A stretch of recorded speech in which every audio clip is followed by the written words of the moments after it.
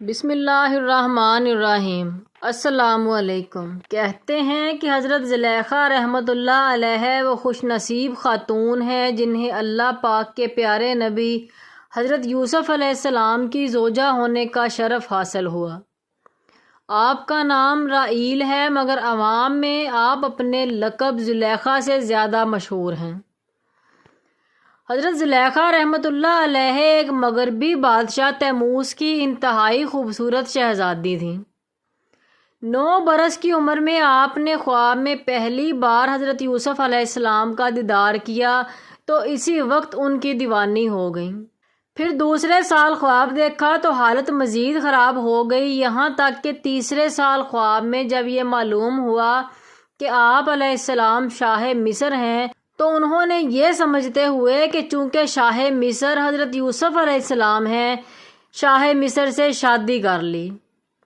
لہٰذا حقیقت معلوم ہونے پر بے ہوش ہو گئیں۔ پھر آپ کو ہاتف غیبی سے آواز آئی کہ جس ہستی کی آپ تمنا رکھتی ہیں اس کے شاہ مصر بننے تک صبر و استقامت کا دامن تھامے رکھیں۔ مگر آپ چونکہ حضرت یوسف علیہ السلام کی حقیقت سے بخوبی آگاہ نہ تھیں اور ابھی تک ایمان نہ لائی تھیں، اس لیے جب یوسف علیہ السلام کو دیکھا تو صبر نہ کر سکیں، جس کی وجہ سے آپ کو کئی تکالیف کا سامنا بھی کرنا پڑا، یہاں تک کہ امام غزالی رحمۃ اللہ علیہ کے بقول انہوں نے حضرت یوسف علیہ السلام کی محبت میں اپنا حسن اور مال و دولت قربان کر دیا۔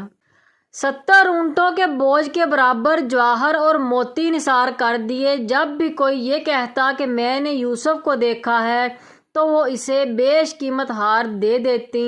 یہاں تک کہ کچھ بھی باقی نہ رہا۔ مگر بعد میں جب ایمان لے آئیں اور حضرت یوسف علیہ السلام کی زوجیت میں داخل ہوئیں تو سوائے عبادت و ریاضت اور اللہ کی توجہ کے کوئی کام نہ رہا۔ اگر حضرت یوسف علیہ السلام دن کو اپنے پاس بلاتے تو کہتی رات کو آؤں گی، اور رات کو بلاتے تو دن کا وعدہ کرتی۔ آخر حضرت یوسف علیہ السلام نے جب پوچھا کہ آپ تو میری محبت میں دیوانی تھیں تو عرض کرنے لگی، یہ اس وقت کی بات ہے کہ جب میں محبت کی حقیقت سے واقف نہ تھی۔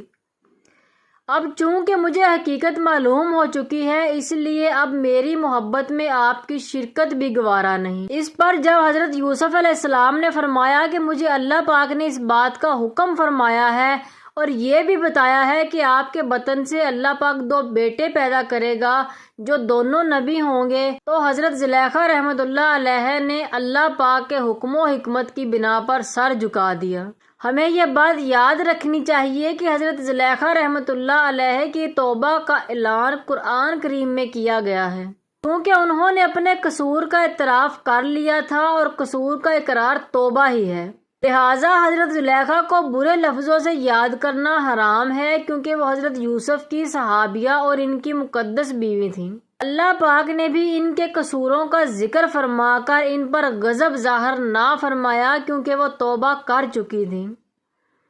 اور توبہ کرنے والا گناہگار بالکل بے گناہ کی طرح ہوتا ہے۔ نیز اپنے مجازی عشق کے لیے معاذ اللہ حضرت یوسف علیہ السلام اور زلیخا کے قصے کو دلیل بنانا سخت جہالت و حرام ہے، کیونکہ عشق صرف زلیخا ہی کی طرف سے تھا، حضرت یوسف کا دامن اس سے پاک تھا، لہٰذا حضرت زلیخا رحمۃ اللہ علیہ کا ذکر ہرگز بے ادبی سے نہ کیا جائے، بلکہ ہر حال میں احترام کا خیال رکھا جائے۔ بہت سے بے باک لوگ حضرت یوسف علیہ السلام اور زلیخا کے واقعے کو بڑھا چڑھا کر بیان کرتے ہیں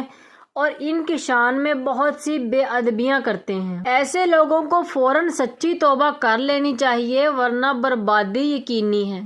حضرت یوسف علیہ السلام اور زلیخا کا نکاح کیسے ہوا تھا؟ حضرت یوسف علیہ السلام سے حضرت زلیخا رحمۃ اللہ کی شادی کا واقعہ بھی بڑا عجیب واقعہ ہے، جیسا کہ دین و دنیا کی انوکھی باتیں نامی کتاب میں ہیں کہ عزیز مصر کی موت کے بعد چونکہ حضرت زلیخا تنگ دست و محتاج ہو چکی تھیں اور آنکھوں کی بینائی بھی چلی گئی تھی، تو کسی نے انہیں مشورہ دیا کہ اگر آپ حضرت یوسف علیہ السلام جو کہ اب شاہ مصر بھی ہیں سے اپنا معاملہ کریں تو ہو سکتا ہے کہ وہ آپ پر رحم کریں اور آپ کی مدد فرما کر آپ کو غنی کر دیں، کیونکہ آپ نے بھی ان کا خیال رکھا تھا اور ان کو عزت دی تھی۔ اس پر جب کسی نے انہیں یہ کہا ایسا نہ کیجیے گا، ہو سکتا ہے کہ ان کو آپ کا وہ سلوک یاد آ جائے جب آپ نے ان پر الزام لگایا تو انہیں کافی تکلیف کا سامنا کرنا پڑا تھا، اور وہ بھی آپ کے ساتھ ویسا ہی کریں جیسا آپ کی وجہ سے ان کے ساتھ ہوا۔ تو فرمانے لگیں، میں ان کی بردباری اور کرم نوازی کو جانتی ہوں۔ چنانچہ آپ حضرت یوسف کی گزرگاہ میں ایک ٹیلے پر بیٹھ کر ان کا انتظار کرنے لگیں۔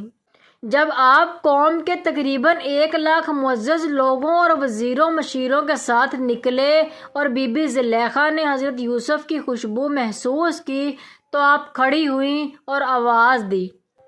پاکی ہے اس کے لیے جس نے معصیت کے سبب بادشاہ کو غلام اور اطاعت کے سبب غلام کو بادشاہ بنا دیا۔